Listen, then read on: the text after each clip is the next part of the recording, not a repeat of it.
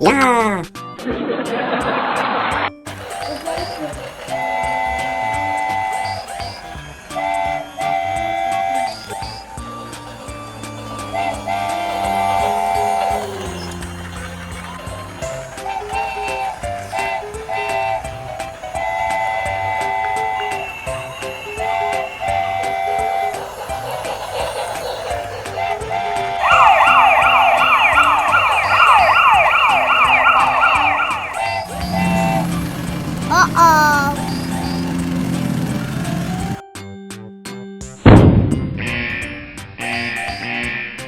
Oh não! Derrubou os trilhos, João. Derrubou as coisas nos trilhos, cavaleira. Agora o trem não pode passar, bebê.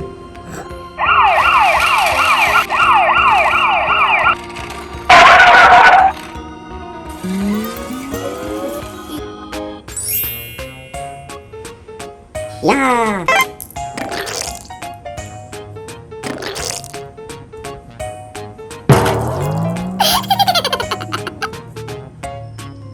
Ok.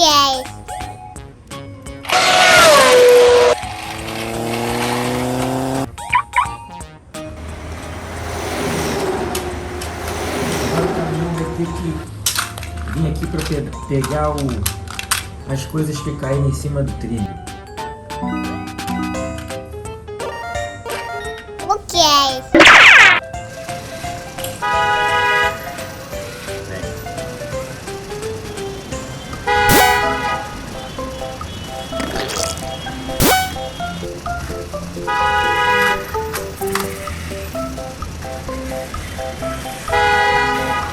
Excellent!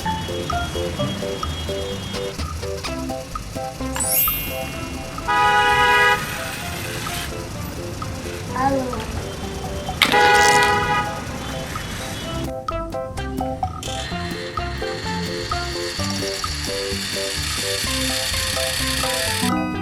Yes!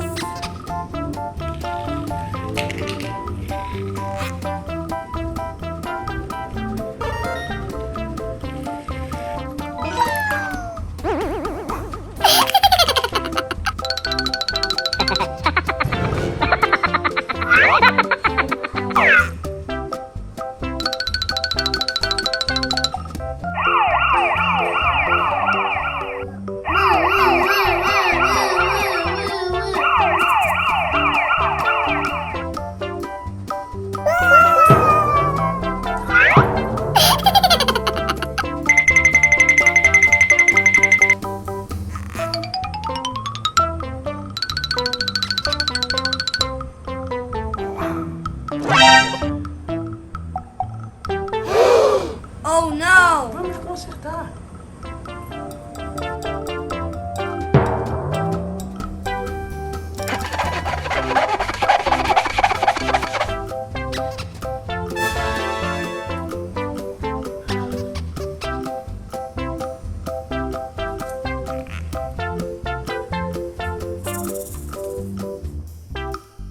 Ok.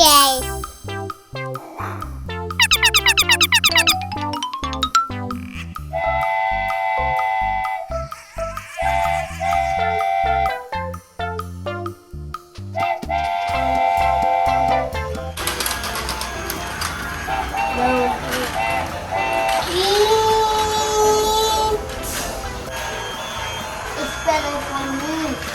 So crazy.